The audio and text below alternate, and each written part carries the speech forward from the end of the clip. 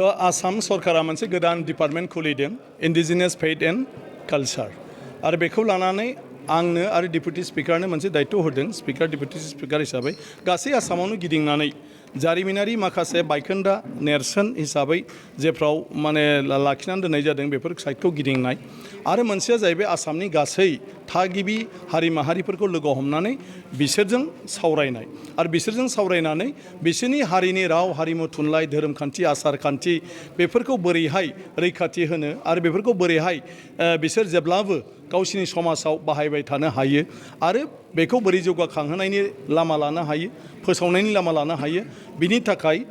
बिथांमोननिफ्रायनो सरकारा माबायदि राहा लायोबा मोजां जायो होननानै बिसिनि मदखौ माने लानो थाखाय खावलायदों आरो बे हिसाबैनो जों बे खामानिखौ मावगासिनो दं दिनै क'क्राझाराव बर' समाजजों जोङो जिरायदों आरो बर'फोरनि धोरोम खान्थि माने मा होनो आसार खान्थि राव हारिमु माने गासै बिथिङावनो समाजखान्थि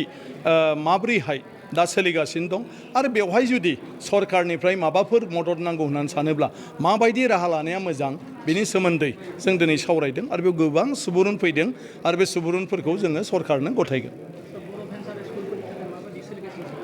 बेथ' गभर्नमेन्टआसो खालामगोन आरो भेन्सारनि बेलायाव अलरेडि बर' गोरोबथा हिसाबै बिटिसिआव मोनसे कमिटि खालामनानै होनाय जादों दुलाराय बर' फरायसा आरो बर' थुनलाइ आफादखौ बेवहाय बिबान होदों गतिके बे कमिटिया जेखौ फाइनाल खालामगोन बेनो गासिबो प्रभिन्सियेलाइजेसन